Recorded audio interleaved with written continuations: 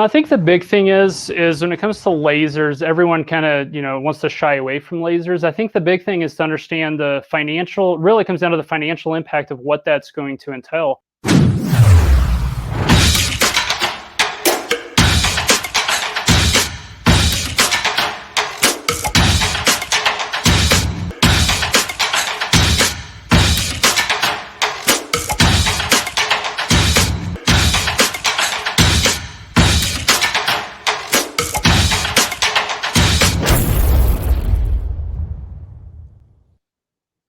What's up, everybody? Welcome to the show. We got a good one for you tonight. It's time. Winter is here. It is renewal time. It's time to lock in stop loss.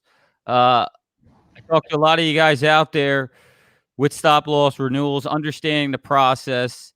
It's not an easy one, so we're going to talk about it today. I'm going to give you a step-by-step roadmap, make it very simple, talk to you about how we do it in-house. Those that don't already know, Virtue Health is the new name for Achieve. We converted it over, so Virtue Health is the new name. And we will be doing a webinar, if you haven't seen below, next Thursday, 2 p.m. Eastern, 5 p.m. Pacific, going to be talking about how to win and retain business with Virtue Health, how we help you guys. So we'll go into detail with it. But, as we took a dip into this wholesale world, and I'm growing Virtue Health over here, I read a book one time, and they asked Henry Ford, how did you know how to create that assembly line and do every different thing on the assembly line? Like, how do you figure it out? You're so brilliant. And the reality is he didn't know. He said, I just hired a bunch of smart people that actually knew how to do each different specific thing. So, when I look at our weakness, or I should say my weakness, it's definitely in understanding the underwriting section, pricing of insurance, claims, this, that, and the other. So I said, you know what the hell? Let me go out and find an expert to hire. And that's exactly what we did. That being said, let me welcome our newest member to the team at Virtue Health, David Kesler. Dave, welcome to the show, my friend. Thanks, John. Excited to be here. Yeah, so, you don't get to talk to an underwriter that much in the advisor world. So it's nice to interact with you and kind of pick your brain a little bit on the things that go on behind the scene and understand it. And the more I talk to you, the more I realize I never really understood it to the depth that you do. And we always like to fight on the advisor side, and it's kind of, we're coming from a different world. So I thought it'd be good to have you on here and talk about the stop loss process, take any questions that we have. I mean, we're probably going to end up doing a couple different episodes here because there's so much to talk about it. Exactly. Give me a quick background on two of the places you worked, and Sure. Tell us about that. Yeah, so I started my underwriting at Cigna Healthcare, kind of focused on their level funded and self-funded products. After a few years there, went to HealthScope Benefits, pretty large TPA, so kind of helped manage their stop loss marketing activities. And then most recently, I kind of helped start up an MGU, so kind of helped with underwriting guidelines, working with the actuaries, getting the manual and everything set up. And now I'm here. Great. So how many stop loss renewals you think you've done? Oh, probably in the thousands. Probably in the thousands. So guys, yeah. The point I'm trying to make is he's qualified to teach you the process, right? We want to get people on here that's qualified. We'll never be able to do that many renewals, stop loss renewals, and probably in our lifetime as an advisor. It's just a reality. It's not the role that we're in. Underwriting. How many cases do you think you've underwritten? Same thing, probably a couple thousand. Thousands. Okay. Yeah, so you got a good feel for how everything looks and smells, and you can advise us from the inside now, right? When you're working on renewals. So what we wanted to do, let me say hello to some of you in the crowd here, if I can go ahead and say hello. Let me see here. Do I have it open? Well, I can't see it, but that's okay. So go ahead and say hello in the comments section. What's up, Mark Fox? If you do have underwriting questions, we are live on YouTube. We are live on Facebook. Go ahead and put it in the comments below. We'll try to get to you. But, let's just pull up and let's hope our screen share here works here. But this is the renewal roadmap, guys, okay? And I want to take you guys through step by step so you can have a feel for really how this process works. Again, advisors, we don't really understand it to the knowledge that they do. I'm not going to say I was perfect, and I get the questions a lot, so I said, let's walk people through the process, okay? And, let's start with Dave, that preliminary renewal period, okay? Talk to me about that. Yeah, the preliminaries, it's all about the time frame. So you want to start the prelim early as possible. The big thing is with the firm renewal, the carrier needs as much data as possible. So usually you're going to be 60 to 90 days out with a firm renewal. The purpose of the prelim renewal is so you can kind of get a idea of how you want to do the renewal to be able to present to the employer. So at that point with the preliminary, the carrier has usually not done a complete review. They're probably looking through the claims reports, coming in with how they think the increase might come out. They might do some initial medical review. But the big thing with the prelim is it is going to be subject to change. Okay. So, yep. So, guys, preliminary renewal, about 120, 110 days, would you say? Okay. So Yep. it's coming out, just to give you an idea, and it depends on the size of the groups where they'll do this. What we're doing, I'll give you an example for Virtue Health renewals. What we're doing is ones that are in the Alliance Consortium, basically at 120 days, we're getting the reporting, running the reporting from the TPA, and we'll go over reporting in a minute. We're submitting that out to our reinsurer. Okay, they're going through the reports, and they're going to give me what's called a soft renewal, preliminary renewal, to say, hey, this is what it looks and smells like.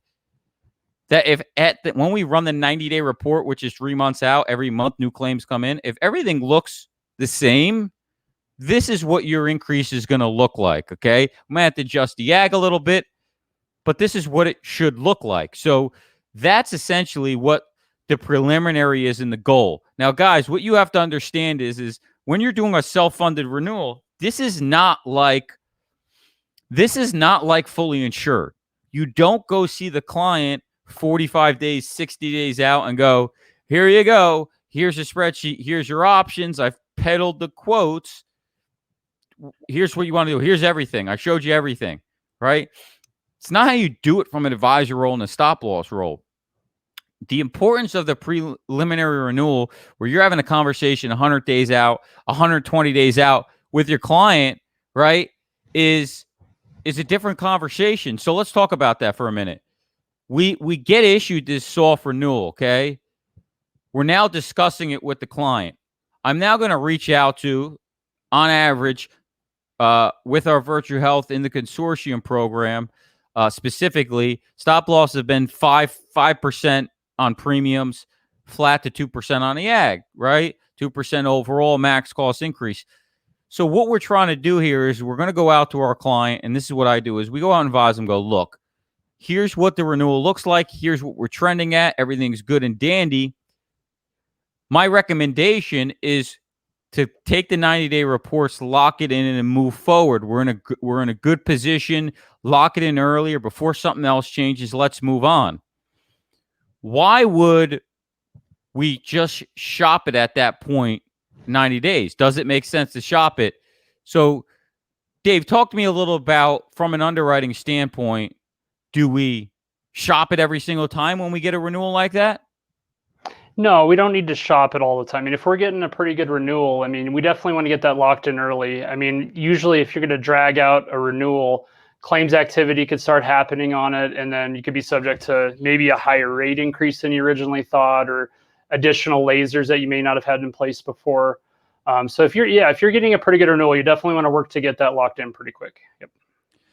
So what I would add to that is, as well, what we want to do is we want to let the client know is like, look, we only have so many markets and resources. Okay. Do we want to go to market this year when we have a 5% or really good renewal that we're looking at? Okay. And 5% is not 5% max or 8% max, guys. Keep that in mind. 5% on stop loss might be 1.5% overall max cost increase. Fixed. The rest, if it's on the attachment, is soft on the back end. Never going to hit it if it's underwritten, right? How often you ever hit the max? Never. Okay. Less than 1%.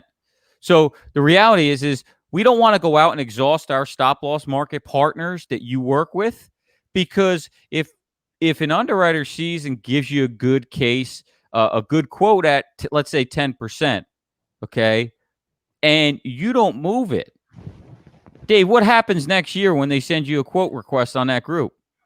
Yeah, you may not want to meet the requests that are demanded. I mean, if it was a pretty, good renewal and you gave a lot of relief on it, but they were just using it as a market check, I mean, you'll definitely remember that the next year if they're coming again to ask for, additional relief and those kinds of things.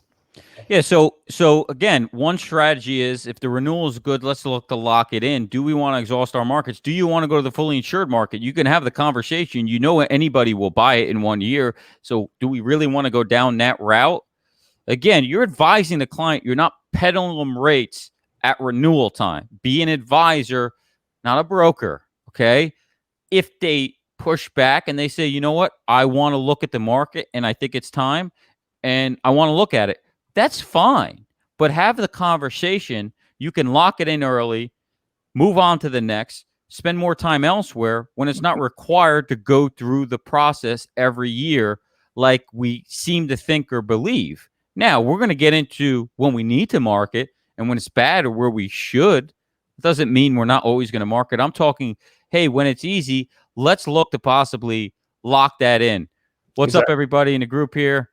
Mark Fox, Billy, Emily, what's up, Wisconsin? Paul Seeger, Tyson, Craig joined, Mike Patton. So let's go back to our deck here that David put together. And we're happy to send this out to you guys. We're going to build out a roadmap, step-by-step processes, okay? So we'll go out with the client. What are some of the other things that we want to talk about, Dave? Potential changes. Yeah, so network changes. Maybe they want to look at changing a PPO contract or looking at maybe even an RBP option. Plan designs, maybe they want to add a new plan or change deductibles, copays. That's something we'll talk to them about. If they're unhappy with the TPA or PBM and the service they're getting provided, we'll talk about some options there. Contracts, so if, and maybe they're, on a 12-12, we'll look at some run-in contracts. Maybe they wanted ag accommodation this year. So, we can look at all the different kind of stop loss options. Yeah, and guys, the reality here is what we're trying to accomplish is, okay, we've got a soft renewal. Do we want to make some changes? Do we want to bump up our spec because of leverage trend every year? Probably makes sense. Something. Let's look at it. Are we going to make changes? Are we happy with the TPA?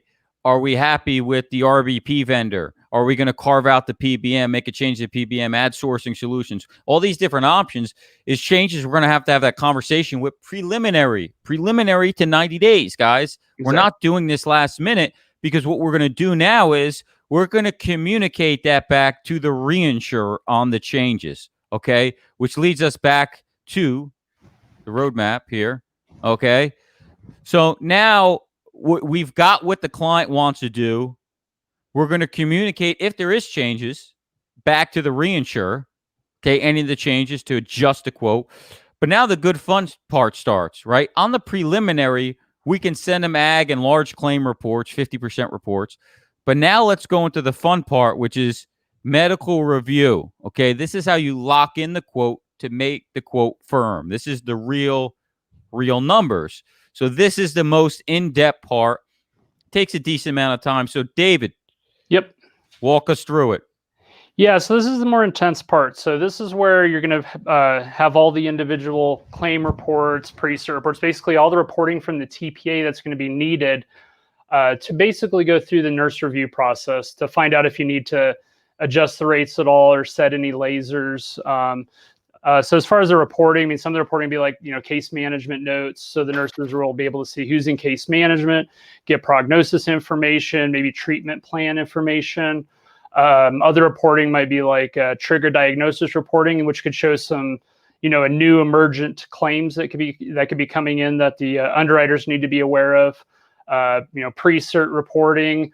That's good to know if maybe there's a surgery coming up that no claims have even come in, but it could be something pretty serious. So yeah, all that reporting will go to from the TPA over to the carrier, and they can be able to set any lasers from that. So let's walk through it, because I want to go slow. So let's walk through first and foremost the large claim report. What is it?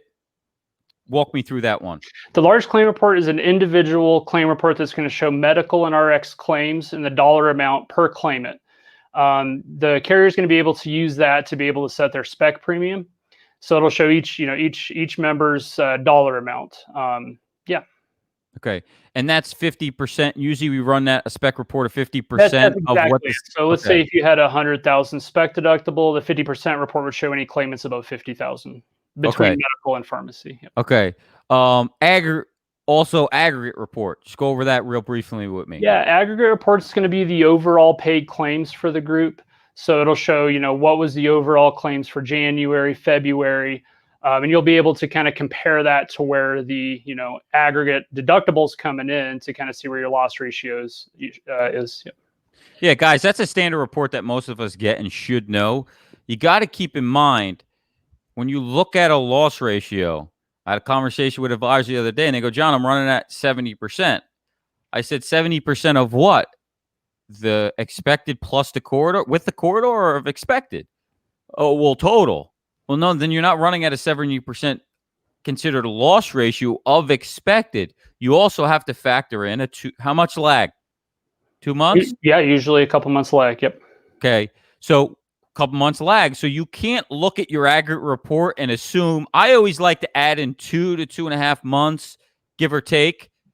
I take the average. Let's say it's 100,000 in claims over 10 months. I take the average. I add 2 months in and say this is roughly where it'll be. I always go conservatively, and then I adjust it and pull out the corridor. So that's where you have to look at to see if it's actually running well from an aggregate attachment standpoint, because the reality is the increase on the aggregate is based on how the claims are running. The spec stop loss premiums are going to be on the risk, the real risk side of the insurance side, or what hit the spec throughout the year. So that's the aggregate report that's very important. Now, this is all what's called what, David? Medical. Medical or nurse review. Yeah, no, medical review, nurse review, exactly. Medical review, nurse review. Okay. So talk to me about, we went through it in order and set this up. Case management. Walk me through that. The case management report? Yep. So that's a report that's either done by the TPA or they might outsource it to, a case management vendor. But it's going to be real nurse notes showing what's going on with, each member, some of the treatment that's been happening, some of the treatment that could be occurring, kind of like an ongoing prognosis report for each member. So, yeah. Okay. What about, let's go over to Precert reports. Tell me about them. Yeah, the Precert reports in there. So the Precert is anything that's basically been pre-authorized for usually something like a surgery or something like that. So the Precert report is actually going to show, even conditions and stuff that's going to be happening in the future. So the TPA is going to basically run that report from the beginning of the policy period to anything that's actually pre-certed that could happen even in the future to the end of the policy period. Yep. And you're looking at that, case management's easy. We see where they are. We know prognosis, diagnosis, what we're doing with them. Precert report is basically saying, here's what surgery is scheduled in the future of a potential claim. We know, hey, this is going to be this amount of claim. We got to put a laser. If it's a no laser policy, we're going to increase premium by X. It could be a risk of this. That's all factors that go in. Exactly. Then let's go over to the trigger diagnosis. What is that? The trigger diagnosis report is going to basically be any kind of condition that's, of concern, maybe a heart condition, cancer. So there's going to be basically codes that'll show up on the trigger report. And the good thing about that report is kind of the same thing with the Precert. It might show something emerging. So maybe somebody just got diagnosed with cancer. That's not going to show up on any of the other reporting. The trigger diagnosis report will be able to kind of show that member could be a pretty high cost concern and something to consider. And so the nurses will be able to kind of look that over and make that determination. Got it. So we go through that pending claim RX report, the last two you had on the list. Yeah, the pending claim report is basically like an IBNR. It's incurred claims but not reported. So it's basically, a member incurs a claim, it goes into the TPA queue. The TPA's pended the claim to basically review it, go through the adjudication process. So the big one in that is definitely we can see some large claims that can show up on that report that have just not been paid yet, and that the TPA is probably working through. So it's very important to kind of get that report and see what's going on. Yep. And then RX on final. Yeah, the RX report. I mean, so that's basically a detailed report kind of showing, maybe important, high cost fills and drugs from the PBM and the cost and the member. Yeah. Okay, so again, these are the different things that are needed to lock in. And let's go back to our deck here. We want to lock in that renewal. So after we get through this process, there may be situations where we got to go back to the nurse, questions being asked on the conditions, so on and so forth. We'll get onto that when we get to a tougher renewal. We'll talk about that. But now the renewal is released 80, 90 days out. Hey, we said it was going to be 5. We confirmed this is what it's going to be. The ag is staying the same, right? Now, what do we have to do? We've got to get this signed. We have a firm renewal that's released. We have to get this signed by the employer. Now, you don't have all day to do this, guys. You don't get 30 days because remember, when you're inside 90 days, at 60 days, more reports are available. So when they release that firm renewal, they want to see it back in 10 days to sign from you. Okay. So if you've had that preliminary discussion with your employer and they okayed you, when they release that firm renewal, guess what? You can sign off on it and get it back before something else changes. If you wait, well, what happens? They may require you to, the whole process starts over. I need all updated reports, which takes more time. If you wait to the 60-day mark, what's now available? Updated claims for the months is available. So they're going to want to see that. So the goal is how do we get through this period and lock it in?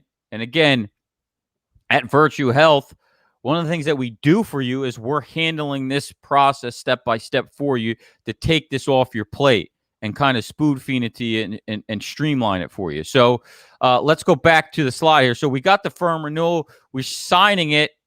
And now once it's signed, what happens there, Dave? Well, basically, once it's signed, it'll go back to the carrier. And from there, the case is considered locked in. And the carrier will go ahead and kind of basically start working through the policy paperwork. They'll start with the application. That will go out for the client to sign. They'll have all the contract terms, rates, everything that was agreed upon. Once that's completed, that'll go back to the carrier, and then they'll just kind of basically wait for the final enrollment, make sure that no enrollments changed from the initial quoting to the final enrollment. If everything's good and lines up, we'll go ahead and get the policy issued.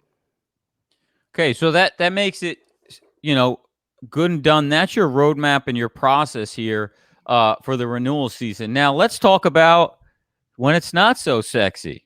I got a renewal I talked about today to somebody, and the reality is we know we're going to shop. We're going to have to shop the renewal and test the market because we know we're going to get, a not so favorable renewal, and that's what's just going to issue. So we're going to have to test the market to see where the market comes in. Okay. And we're going to have that conversation preliminary with the client. What I like to tell them is, look, here's a situation we're in. We are going to market it. Let's see what the renewal comes out at. If it is favorable, we can look to lock it up. But we're going to start that marketing process as well with the renewal. So we have a good time frame there where we can make that change and not have to show a 60-day report, get quotes worked in. What do you think about that, Dave? Yeah, I agree with that. If the case is running well, we definitely need to get that locked in, especially during fourth quarter. I mean, it gets busy. I mean, you don't want to get the case, so the case can get away from it if you're not paying attention and have to do all new reporting again. So yeah, it's definitely important to kind of get those good cases locked in early. Yeah, the rough cases. I mean, there's just has to be a lot of negotiation, just working real hand in hand with the TPA and carrier to kind of find a solution that is that everyone can agree upon and get the case locked in. Yep. Talk to me about, we got a tough renewal here and you're going back and forth tough through medical review. Talk to me about what you do for the advisors for Virtue Health, what you're able to do that, maybe is going to be a challenge for them to understand or do, or to sell to the underwriter, or to know which different markets will allow certain different things. Talk to me some situations you've been in on renewals, tough renewals, and what you've been able to kind of accomplish. I think the big thing is when it comes to lasers, everyone kind of, wants to shy away from lasers. I think the big thing is to understand really comes down to the financial impact of what that's going to entail. I had a new business case one time that had 4 renewals. We went out with a preliminary quote. case sold. We're starting implementation with the TPA. And yeah, 4 lasers came in. When we basically did a review, a financial review of that, it really only came to about 200,000 to 300,000 on about a $7 million spend. So it was not a huge overall financial impact. So, we were able to kind of explain that to the client, and they were happy that it, really understood what those lasers were all about. So it's definitely just making sure, the client's aware of, kind of the financial impact of what all of that means. So. Yeah, guys, here's a roadmap here. And I think what David's saying is listen, there's a lot of work in negotiating. Negotiating isn't just, hey, here's this quote, match this quote, here's a competitor quote. There's a lot more that goes into it. It's not fully insured, right? It's not something that we're used to doing. They have to dig into, listen, at Virtue Health, we're sitting as your strategic partner, right? So we don't work for the insurance company. What we're going to do is we're going to work with you to tell you, is this renewal fair? David's done, you heard, thousands of renewals. He's underwritten thousands of cases. He's going to advise you on that preliminary call. You'll be doing calls with David is, this is fair. Let's lock this up, because I would have came in heavier. I mean, we've had that conversation multiple times already. Yeah. Or is this unfair? And I'm going to go push back on them and try to get after 90 days, get it to look better for us. So have it negotiated in them before you even go out to market. Those are the things that he's going to see, because he's going to underwrite and look at the claims. He's going to do a preliminary underwriting for you that, again, unless you have these resources in-house, I'm not sure how you're going to do it. I like to think I know everything, but I really don't understand it to the extent that these guys do. So call me stupid, but I think we should be focused on sales and marketing if you want to be a successful producer. But we'll talk more about that on the webinar. But yeah, I mean, what are some of the other things that you may have to push back on with, like I said, the laser position, conditions, or what have you? What are some of the tricks of the trade that you may have to do with a reinsurer that you're working with, or an underwriter that you're working with? The big one I think is possibly looking at other solutions like AgSpec. So if you're looking at having 2 or 3 lasers, maybe you put an AgSpec in place. And sometimes, I've seen some carriers where they'll actually bring the AgSpec down just a little bit overall compared to what the total liability of the lasers will be. So it's just kind of finding different solutions like that I think can work out pretty well. Okay. Yeah, I mean, it's very important to have the knowledge and experience of doing this. And quite frankly, I don't really want to do it. So having the partner to do it is what makes it great. David does even all my retail renewals, which is nice. So guys, we're here to create that resource for you. And that's what we wanted to come through and educate you on this, more so for the timeline period, right?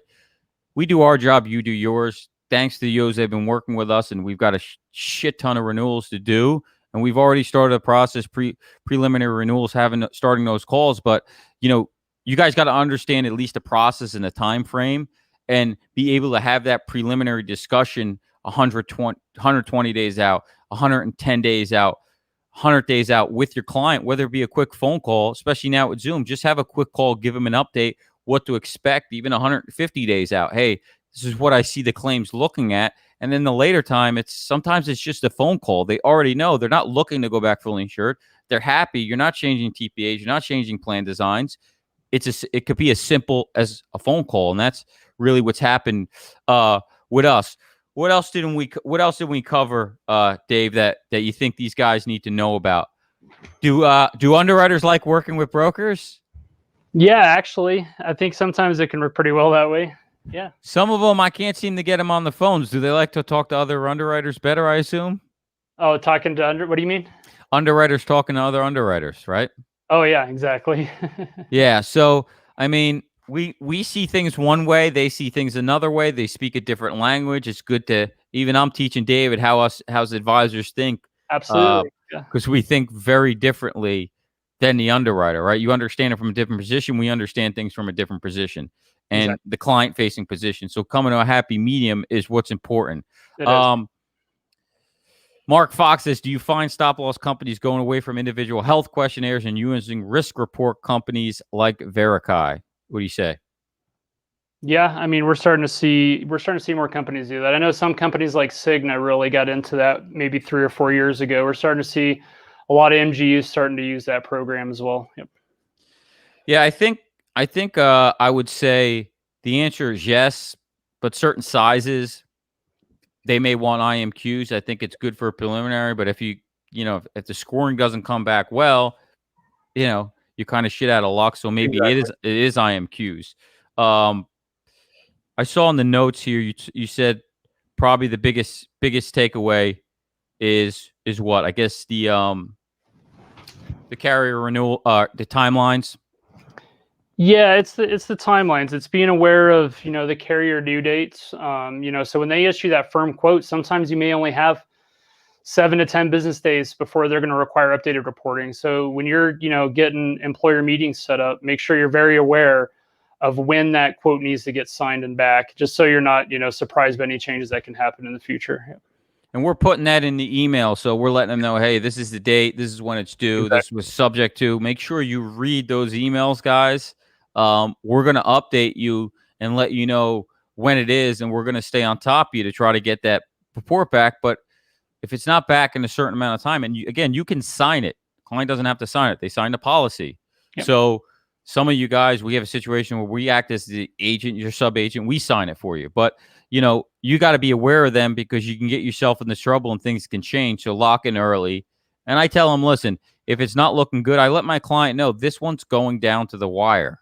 Okay. Because claims history is so bad that I need some more clean claims months. So I'm going to hope in the next 30 days, we're going to get to 60 days that the claims are going to look better. Okay. I'm hoping that the claims look better. Maybe they still look like crap. But the reality is we got to try to get there. Let's see what Craig says. Renew while it's firm offer, eliminate uncertainty. Yeah. I don't know why you would play it out, guys.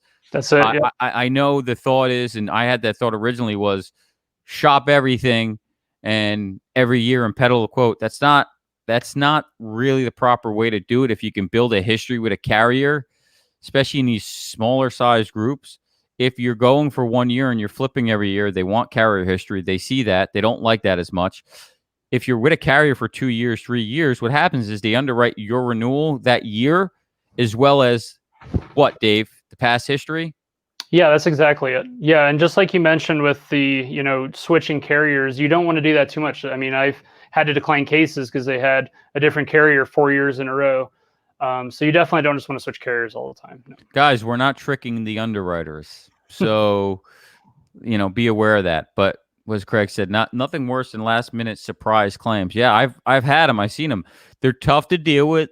They cause problems. So educate your clients, advise your clients. I think we'll end it there. Any last words, Dave? No, I think that's it. I think we went over that pretty well. Yep. Yeah, guys, if you have questions, concerns, reach out to David. I would strongly advise David at virtuealliance.com. Reach out to Dave. Have a conversation with him. He's a resource to you. He will help you understand and answer questions you have so you can get a better understanding of how things underwritten and stuff on your cases. I mean, even on fully insured cases, he can take a look and tell you what's what because, we don't understand it and they're going to play tricks and games for you. Kimberly says, what about the prospect that won't share renewal info? I say walk away because they're not bought in anyone. They're not bought in anyone. What about the prospect won't share renewal info? Yeah, you got a suspect. You don't have a prospect. So, if they're not willing to share information, it's not a real prospect, in my opinion. I probably walk, get another prospect. Nick Simon says, great insight. Thanks. Make sure the renewal contracts issue matches the signed offer. Yeah. Talk to me about that. I had a situation as of recent with an old partner that I worked with, and they actually we signed a renewal very early, and they didn't issue a policy or come back with a final or issued like 4 months later into the policy year. Change the ag. They breached the ag last year because we signed it 4 months later. Didn't even know. Breached the ag, and now they came collecting money, and I had to write a check for my client because I had to take responsibility for it. But what can happen in that period? Do you ever see them change something last minute if a claim comes in? Or, what have you seen? Anything crazy with reinsurers? I really haven't seen too much of that. I mean, I might see, maybe some data entry stuff where the rates were input incorrectly and got signed. We have to go back and change some of those, or maybe a couple contract terms or something. But nothing sticking out there that's too outrageous. Yeah. Yeah, I'm not going to name any names. It's already known as a black penny in the market, but it is what it is. So be careful who you work with. Make sure you got some leverage in some cases. But we're happy to help. Hey, Dave, thanks so much for joining us. Yeah, good talking Appreciate with you. first time on the show. Yep. All right, we're gonna have you on many more. Absolutely. But thank you for joining us. All right, guys, listen. Appreciate you joining. Hope this was helpful. We'll get you out the roadmap. Send us an email. We're happy to send you a roadmap. Send request to david@virtuealliance.com. And if you're listening on a podcast, check us out every Thursday on Facebook Live, YouTube Live, Heads Up Advisor, 5 p.m. Pacific, 8 p.m. Eastern. Guys, we will see you on the next one. Thanks for joining us. Peace.